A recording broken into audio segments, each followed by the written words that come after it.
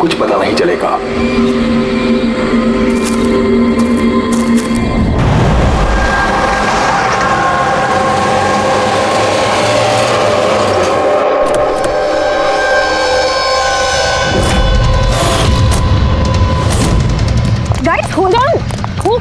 कोई मुझे बताएगा?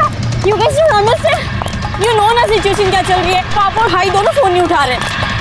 पापा, रे, प्लीज दरवाजा खोलो। करण देखो ना, कोई दरवाजा ही नहीं खोल रहा है। पापा, मिथुन काका, रे, मिथुन काका। Oh my God, रे। Oh my bro, my bro. Yes, no more.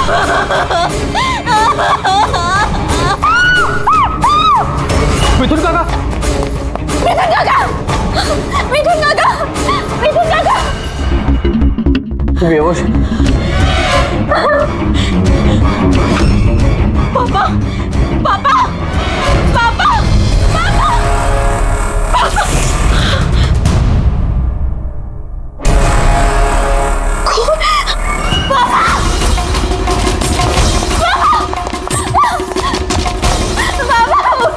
देखो ना जरा पापा को क्या।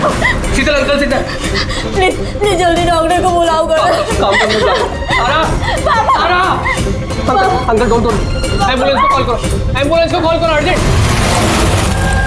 शीतल, जब तुम वहाँ खंडाला में थी तब ये सब हुआ? हाँ जी सर, एक्चुअली वहाँ हमारी प्रॉपर्टी को लेके कुछ प्रॉब्लम्स चल रही थी, इसीलिए मैं और करण वहाँ गए थे। करण? Ji, he is my lawyer. अच्छा। सर वो लैंड शीतल के नाम पे थी, इसलिए उसे वहाँ होना ही था। यस सर, बहुत इंपॉर्टेंट मीटिंग थी। हाँ she is Tara, my assistant. हाँ तो शीतल, जब तुम खंडाला में जा रही थी तब घर पर सिर्फ तुम्हारे पिताजी कल्याण जी और तुम्हारा भाई रे और ये मिथुन था, है ना? हाँ सर, एक्चुअली करीब 8 साल पहले एक एक्सीडेंट हुआ था जिसमें पापा की आईसाइट चली गई। पापा देख नहीं सकते और मिथुन काका उनका अकेले ध्यान नहीं रख पाएंगे, इसलिए रे वो यहीं रुक गया। मुझे उन दोनों को अकेले छोड़ना ही नहीं चाहिए था।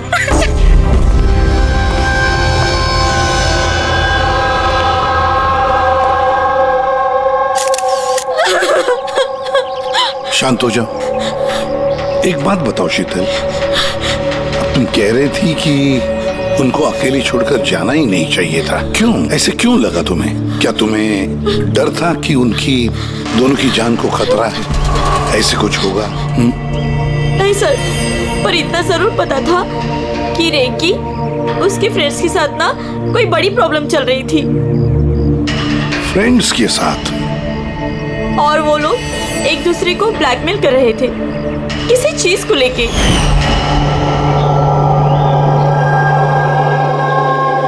तू ऐसा हम लोग साथ कैसे कर सकता है? एक बार फिर से सोच ले रे, अगर यही तेरा फाइनल डिसीजन है तो जानता है कि क्या होगा। आई डोंट केयर, मैं तो सिर्फ सही टाइम का वेट कर रहा हूँ। पर अगर किसी को कुछ पता चल गया तो? तुम पागल हो गई हो क्या? अगर तुम ऐसे बिहेव करती रहोगी तो श्योरली किसी ना किसी को तो डाउट हो ही जाएगा।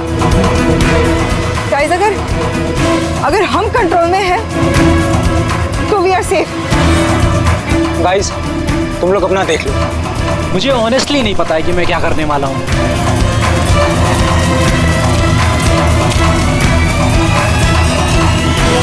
मुझे रे पे बिल्कुल भरोसा नहीं है। I can't trust him. अगर इसका मुंह खुला तो हम सब फंसेंगे, उससे पहले इसका मुंह बंद करना पड़ेगा। शीतल, जो भी तुम्हारे भाई के साथ हुआ उसका बहुत दुख होता है। I am so sorry. एक बार तुम्हारे पिताजी को होश आ जाए ना तो सारी बातें साफ हो जाएगी। वैसे मिथुन, कल रात तुम यहीं पर थे ना? क्या हुआ क्या, जरा ठीक से बताओ। शरीर पे कोई बड़ा घाव नहीं है, बस छोटी मोटी चोटें हैं, लेकिन हाँ फ्रैक्चर थोड़े ज्यादा है। समझ में नहीं आ रहा है इसकी मौत हुई कैसे? मैं अपना काम कर रहा था, अचानक लाइट चली गई और किसी ने मेरा मुंह बंद कर दिया। मैं बेहोश हो गया साहब। जब आँख खुली तो आप सामने थे। बाकी को कुछ याद नहीं आ रहा सर। ठीक है, रो मत। सर, हाँ,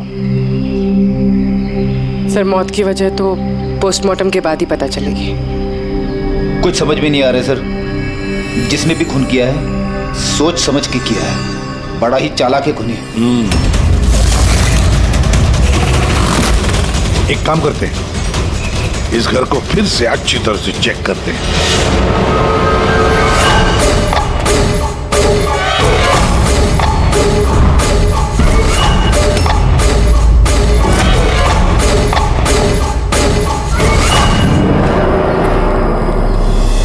ग्लास तोड़कर अंदर घुसा है घर के अंदर।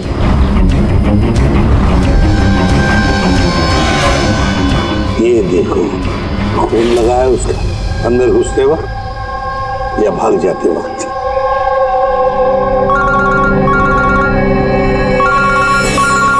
Hello, ACP Pradyuman. अच्छा, कल्याण जी को होश आ गया?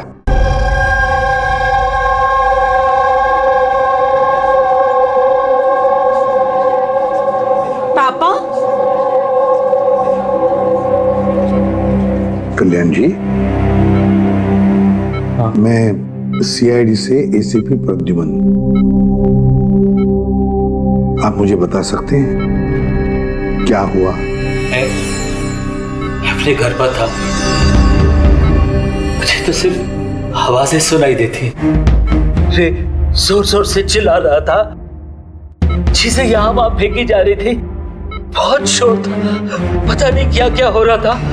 और फिर सडनली बाएं हाथ से कोई भाग कर आया और उसने मुझे चाकू मार दिया, शायद बाएं हाथ से। और इससे पहले कि मैं रे को कुछ रे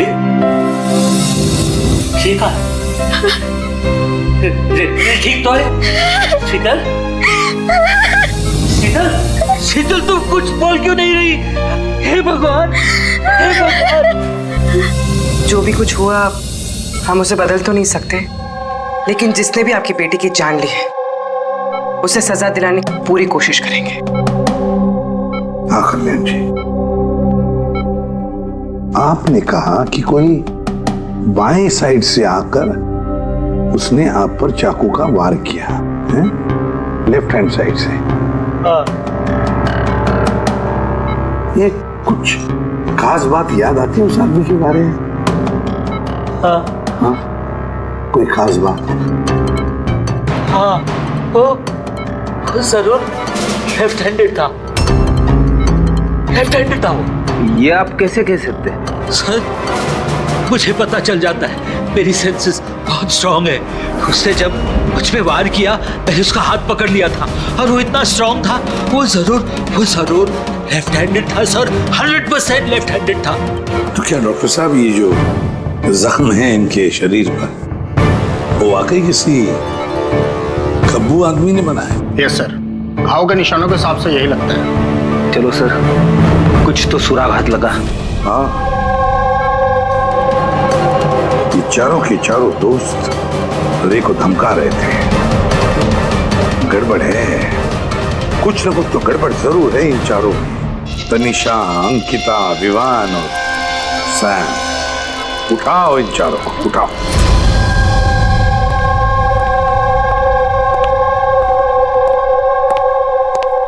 नमस्ते सर। आप? मैं सैम का फादर हूँ। पिछले 2 हफ्तों से सैम से मेरी कोई बातचीत नहीं हुई।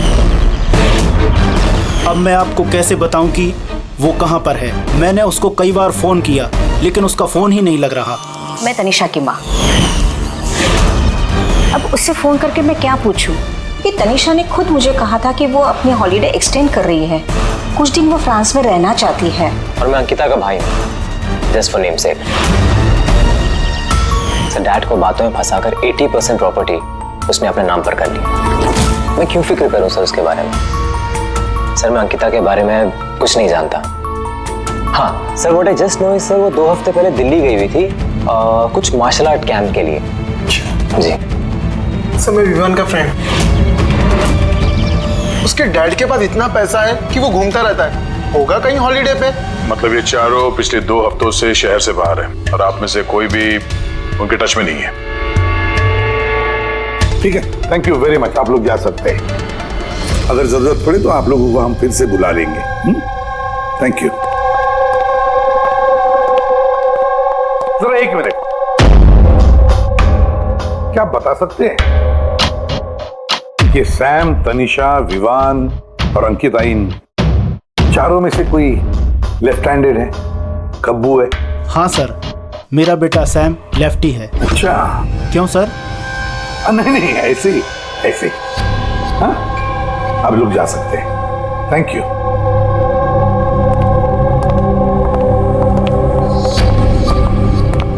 सर कहीं ऐसा तो नहीं कि इन चारों ने मिलके रे को मार दिया हो सकता है सर, और उसी डर की वजह से ये चारों कहीं ना कहीं जाके छुप के बैठे होंगे। सर ये चारों की लोकेशन का पता चल गया। सर कल रात सैम, तनिषा, अंकिता और विवान इन चारों की मोबाइल लोकेशंस शीतल के घर के 3 किलोमीटर के रेडियस में थी। सैम, तनिषा, अंकिता, विवान, रे, उन पांचों में कोई एक राज छुपा हुआ है। कोई ऐसा राज जो वो पांचों किसी को बताना नहीं चाहते थे। वो राज अपने पास ही रखना चाहते थे। हो सकता है ये रे कमजोर पड़ गया हो, बस तो राज किसी को पता ना चले। रे किसी को ना बताए, इसलिए रे को खत्म कर दिया। ये पता करना होगा सर कि वो कौन सा राज था जिसकी वजह से रे की जान चली गई। सर एक बात समझ में नहीं आ रही है, ये चारों फरार क्यों हो गए? इन्हें तो खून करते हुए किसी ने देखा ही नहीं। एग्जैक्टली, लाइट चली गई थी सर, और वो कल्याण जी देख नहीं सकते थे और नौकर मिथुन बेहोश पड़ा था, तो वहां से भागकर कोई शक अपने ऊपर ओढ़ के क्यों लेगा? सर पता नहीं क्यों ऐसा लगता है कुछ मिसिंग है। तो ट्रेस करना शुरू करते हैं सर। अगर ये शहर से बाहर गए हैं तो किसी railway station, airport, bus station, hotel पे तो गए होंगे, तो उनके क्रेडिट कार्ड और डेबिट कार्ड के डिटेल्स निकलवाते हैं। कहीं से भी हो, जहां से भी हो, इन चारों के लोकेशन के बारे में हमें इंफॉर्मेशन चाहिए, जल्द से जल्द। अब बोल सारूं क्या?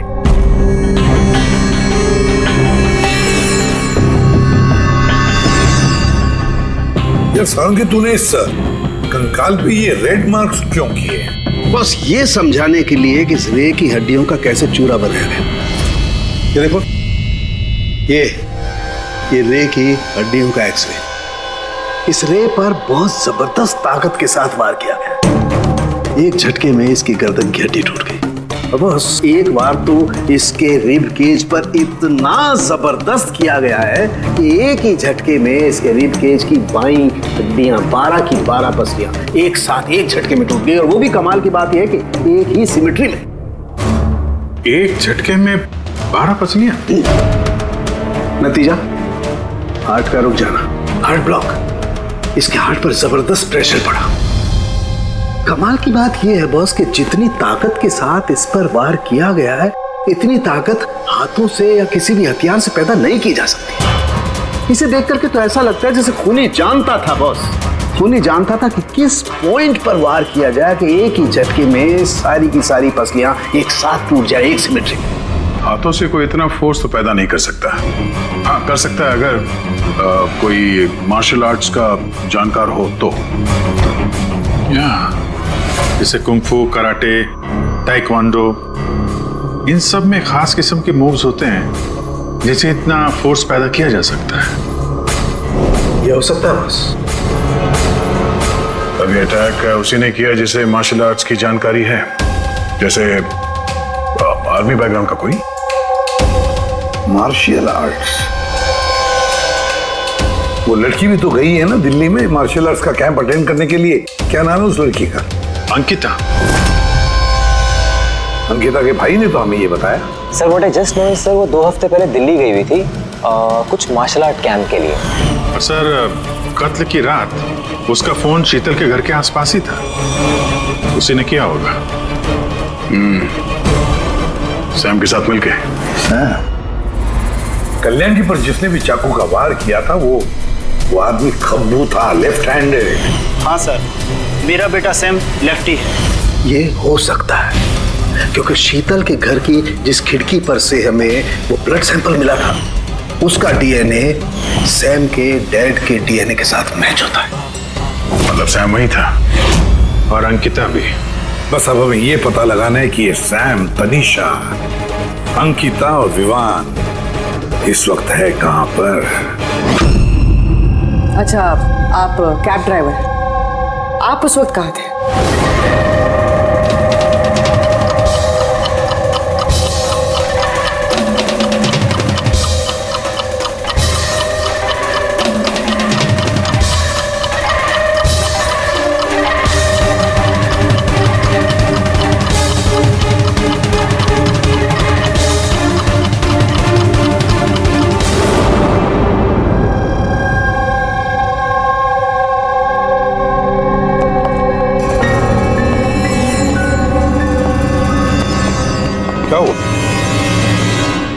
सर, सैम एक टूरिस्ट टैक्सी लेकर पूना चला गया। टैक्सी ने जहाँ उसे ड्रॉप किया उसका एड्रेस थोड़ी देर में मिल जाएगा। सर पिछले 24 घंटे में ये तनीषा ने पंचगनी में अपना एटीएम कार्ड 3 बार यूज किया सर। ये अंकिता तो बड़ी अजीब है। दिसंबर 2017 में इसने बोरिवली के ज्वाला डी मार्केट से 5 सिम कार्ड खरीदे थे। हाँ सर, ये वही जगह है जहाँ पे यूज सिम कार्ड मिलते हैं। और सर ये सब के सब 10 दिसंबर 2017 को महाबलेश्वर गए थे और 14 दिसंबर को लौटे। सर इन्हें लग रहा था कि इन्हें कोई पकड़ेगा नहीं, लेकिन इनसे एक गलती हो गई। ये जो अंकिता है सर, इसने जो सिम कार्ड्स लिए थे उसकी लोकेशन हमें महाबलेश्वर से 15 किलोमीटर आगे हाउस होल्ड में मिली। हाँ, brilliant job, absolutely brilliant job. बस अब नाउ नो वेस्टिंग टाइम, हम टीम बनाते हैं और काम शुरू करते हैं। लेकिन सर 5 सिम कार्ड, वो भी यूज्ड, कर क्या रहे हैं ये लोग? जो भी कर रहे हैं करने दो, पर पछताएंगे जरूर, बहुत पछताएंगे।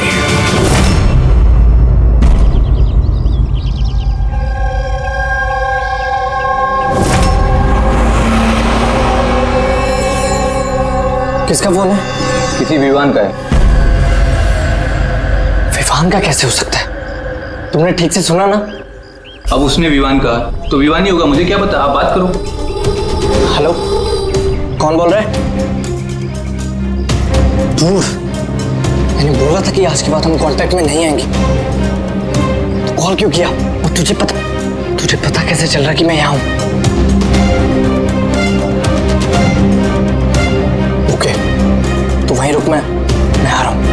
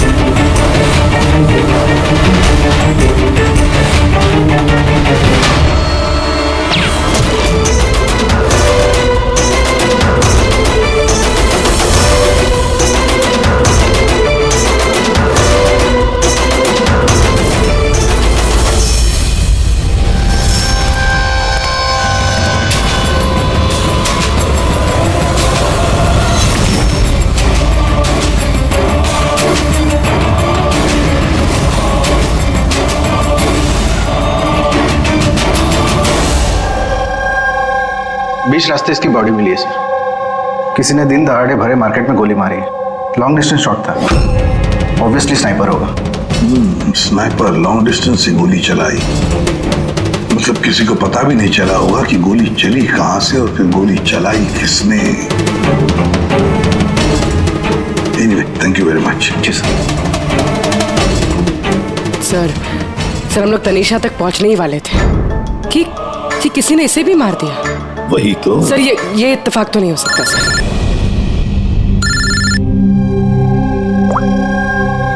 हेलो, क्या? ठीक है। क्या हुआ? सर, पुणे पुलिस स्टेशन से फोन था, किसी ने सैम को मार दिया। What? Oh my God! Sir, वो जिस लॉज में रुका था उसी लॉज के पास। सर, ये जरूर विवान और अंकिता का ही काम है। ये कोई सीक्रेट है जिसे छुपाने के चक्कर में ये लोग आपस में एक दूसरे का खून कर रहे हैं। अपनी जो भी है उसे पता कैसे चलता है कि हम किसके पास जाने वाले हैं? 4 में से 2 बच गए हैं, विवान और अंकिता।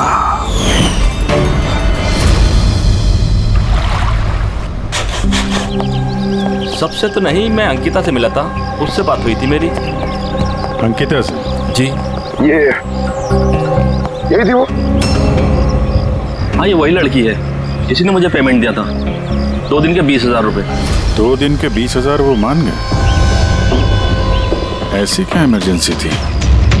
अच्छा, उन 2 दिनों में आपने उनसे या उनके ग्रुप के बाकी लोगों से मिले थे? नहीं सर, मैं किसी से नहीं मिला। मैंने तो उस लड़की को ऑफर किया था कि हमारे पास कुक और क्लीनर दोनों हैं, लेकिन उस लड़की ने मना कर दिया कि मुझे कोई हेल्प नहीं चाहिए। और उसने कहा कि आप 2 दिन के बाद आइए, जब हम यहाँ से चले जाएं। और 2 दिन के बाद जब मैं वापस आया तो यहाँ सब कुछ वैसा का वैसा ही था, कोई गंदगी नहीं, कोई कचरा नहीं, सब साफ सुथरा था एकदम। अच्छा, उसके बाद आपने ये जगह किसी और को दी? नहीं सर, हमें जगह का रिनोवेशन कराना था, इसके लिए हमने जगह बंद कर दी थी। आपके क्लीनर को जरा बुलाइए, उससे कुछ बातचीत करना चाहते हैं। मैं भेजता हूँ। बिना क्लीनर और बिना कुक के 2 दिन यहाँ पे रहे, कुछ ना कुछ तो खिचड़ी पकी रही थी यहाँ पे। कॉटेज की सफाई तुम ही करते हो? जी सर। चलो।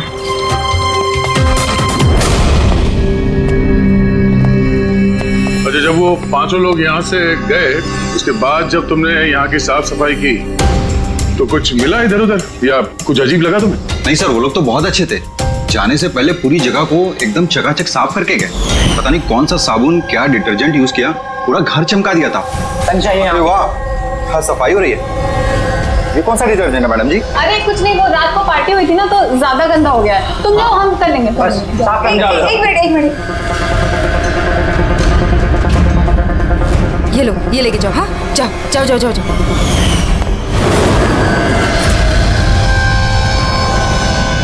बहुत महंगी है सर, मैंने तो पहनी नहीं कभी, वरना लोग कहते चोरी की। महंगी तो है, पर फिलहाल ये महंगी घड़ी हमारे पास रहेगी। जी सर। आइए, आप लोग आइए।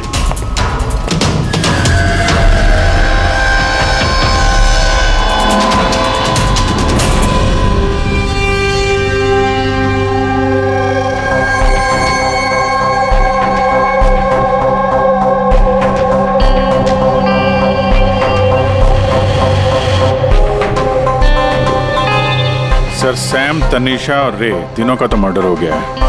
अब बचे विवान और अंकिता। खूनी इन दोनों में से ही कोई हो सकता है। ये विवान ही होगा, उसी ने सैम को फोन करके लॉज के बाहर बुलाया था। तो जो भी हो, उसे पता कैसे चलता है कि हम कहाँ जाने वाले हैं? और जब भी हम वहां पहुंचते हैं तो उससे पहले ही वो वहां पहुंचकर फोन करके निकल जाता है। सैम किस लॉज में ठहरा है और तनीषा रोड पर कहाँ मिलेगी, ये सारी इन्फॉर्मेशन तो हमारे पास थी ना। उन तक कैसे पहुंची? सर, शायद वो लोग एक दूसरे के कांटेक्ट में हो। नहीं पूर्वी, बिल्कुल नहीं, क्योंकि लॉज के मालिक ने बताया कि सैम को जब विवान का फोन आया तो सैम को झटका लग गया। मैंने बोला था कि आज के बाद हम कांटेक्ट में नहीं आएंगे। कॉल क्यों किया?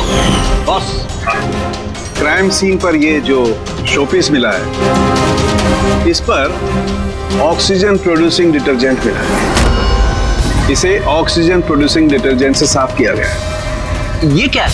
रेडी एक ऐसा डिटर्जेंट होता है जिससे सारे के सारे एविडेंस एकदम साफ किए जा सकते हैं, खून के निशान तक। हमें कोई डीएनए नहीं मिल सकता। मतलब सर ये हॉलिडे होम में खून हुआ था? एग्जैक्टली। और हाँ, ये घड़ी, इस पर अलग अलग लोगों की उंगलियों के निशान तो हैं ही, साथ ही इस पे मुझे किसी का डीएनए भी मिला है। तो शायद रे इसी खून का पर्दाफाश करने वाला होगा। पूर्व एक काम करो, ब्यूरो में जाओ, खून की रिपोर्ट्स चेक करो, मिसिंग पर्संस की रिपोर्ट्स चेक करो, देखो किसी भी रिपोर्ट में इस घड़ी का जिक्र किया है क्या। यार इन 5 में से बचे हैं 2, विवान और अंकिता। अगर खूनी विवान या अंकिता को कांटेक्ट करना चाहे तो फिर वो जो 5 यूज्ड सिम कार्ड्स है ना, वो इनके पास होंगे। उन्हीं में से किसी नंबर पर वो फोन करेगा, है ना? वो नंबर ट्रैक करते हैं। सर तनीषा का खून हुआ पंचगनी में, सैम का खून हुआ पुणे में। दोनों जगहें 100 किलोमीटर दूर, जबकि खून हुए सेम टाइम पे। और एक ही टाइम पे कोई 2 जगहों पे कैसे हो सकता है सर? कोई तो है जो इस प्लान में शामिल है। मान लिया गया कि कोई और है इस खूनी के साथ। एक बार ये विवान और अंकिता हमारे पंजे में आ जाए ना, तो सारे सवालों का जवाब मिल जाएगा। एक काम करो अभिजीत, साइबर डिवीजन से एक हैकर को बुला दो।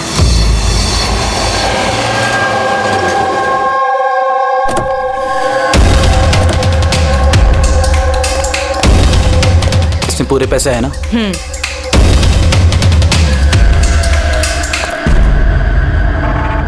एक मिसिंग रिपोर्ट तो दर्ज हुई है जिसमें इस घड़ी के बारे में लिखा हुआ है। कोई रणधीर कुमार नाम का एनआरआई था। कब फाइल हुई थी ये रिपोर्ट?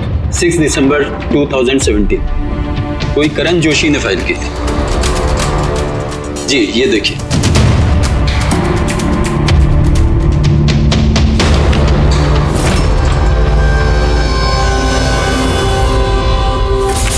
Thank you.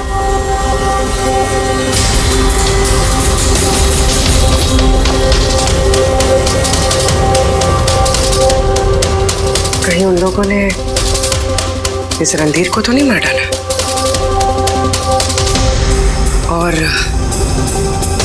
और कहीं ये करण रणधीर की मौत का बदला तो नहीं ले रहा? Karan? Ji, he is my lawyer.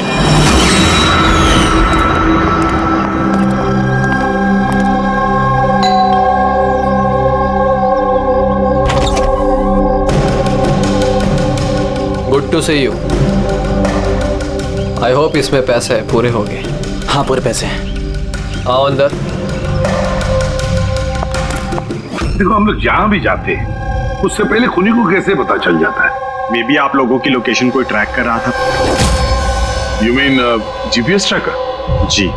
Cell phone? Yes sir. एक काम करो, पर हमारे सेल फोन चेक करो।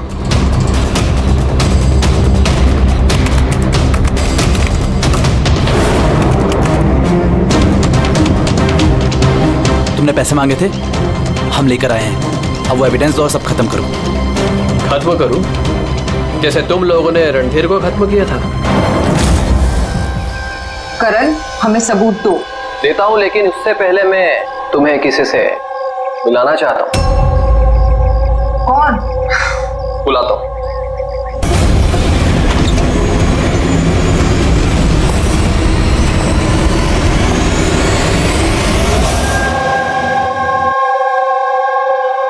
सर देखिए, आप लोगों के फोन हैक्ड हैं। व्हाट? हैक्ड? पर कैसे? आपके फोन में हिडन स्पाईवेयर है जिससे आपके सारे ईमेल्स, कॉल, मैसेजेस, सब चीजों को ट्रैक किया जा रहा था। लेकिन हमारे फोन हैक कौन कर सकता है और कब किए होंगे? फोन तो ज्यादातर हमारे साथ ही रहते हैं। एक minute Abhijeet, I see you. हमारे फोन्स को उसी वक्त उसने हैक किया है। और अभिजीत सर, दया सर, आप दोनों के फोन को शायद उसने एसीपी सर के फोन से हैक कर दिया होगा।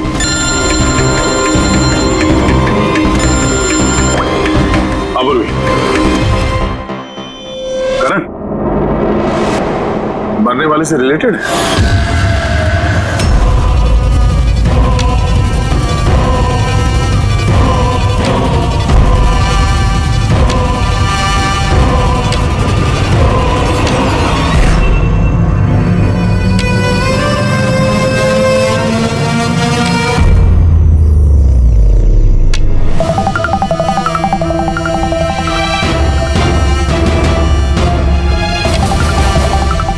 जो सजा रणधीर तुम लोगों को देने वाला था, अब हम तुम्हें देंगे।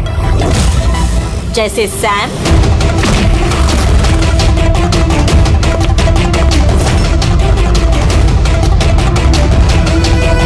तनीषा और रे को दी। अब तुम दोनों की बारी है। तभी रणधीर की आत्मा को शांति मिलेगी। इसी घर में मारा था ना तुमने रणधीर को?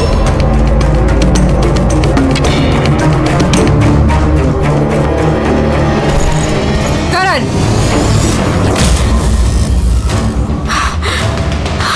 तुम्हारे पास कोई सबूत नहीं है ना? तुमने हमें फंसाया है ना? हाँ?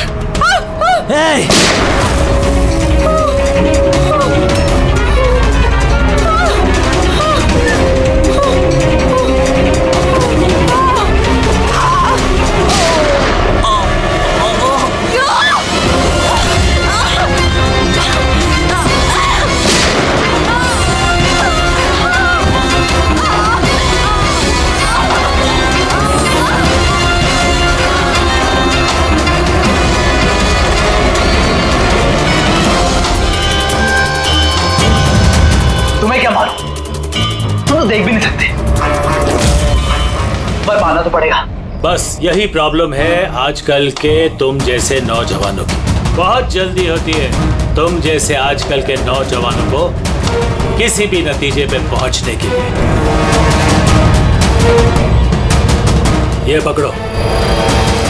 कौन कहता है कि तुम्हें देखने के लिए मुझे नजरों की जरूरत है?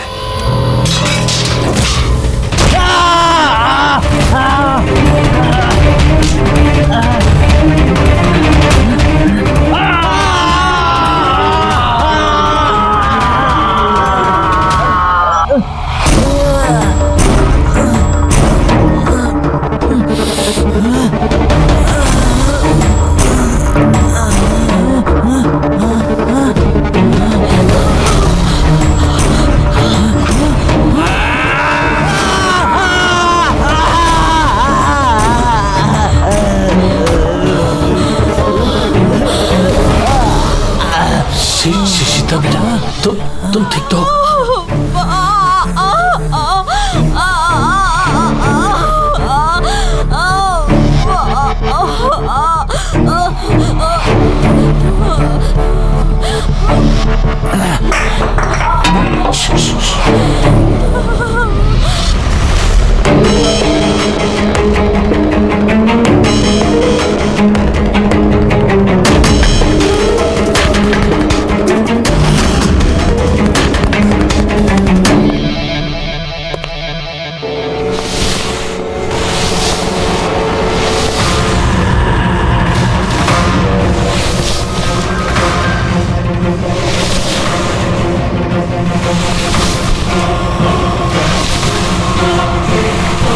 बरसों से मैं स्पेशल फोर्सेस में था।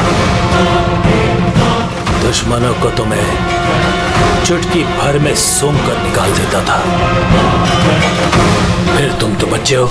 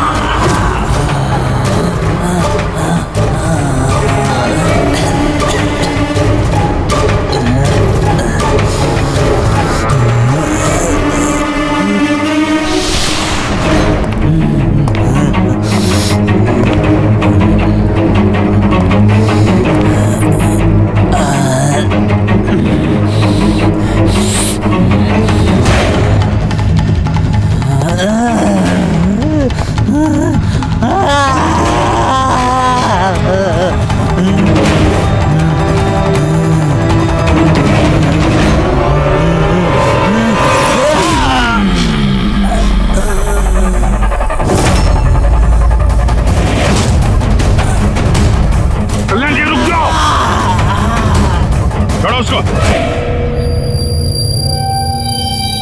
मैं तो अंधा हूं ऑफिसर, लेकिन आप देखकर बताइए कि मैंने उसका सारा शरीर बेकार कर दिया है या नहीं, या तुम एक और।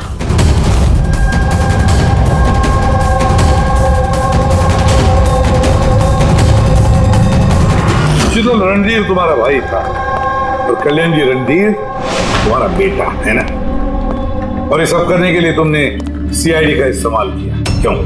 सही समझा आपने। रणधीर शीतल का भाई था और मेरा बेटा। यानी रे का भाई? नहीं, रे मेरा बेटा नहीं था, उसे तो सिर्फ मैंने इस्तेमाल किया था।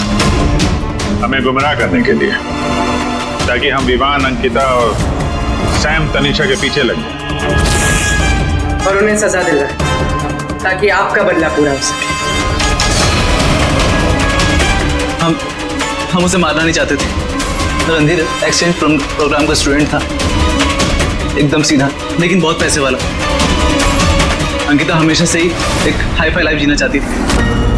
उसने ये प्लान बनाया और रणधीर को किडनैप करके उससे पैसे मांगने का। कितना रैंसम मांगा था तुम लोगों ने? 5 करोड़। फिर भी मार दिया तुमने उसे। रणधीर भाग रहा था, अंकिता को गुस्सा आया और उस 1 सेकंड के नॉनसेंस पन में उसने उसे मार दिया और हम सब घबरा गए। कुछ समझ नहीं आई कि क्या करें, तो उसकी बॉडी लेकर हमने लेक में डाल दिया।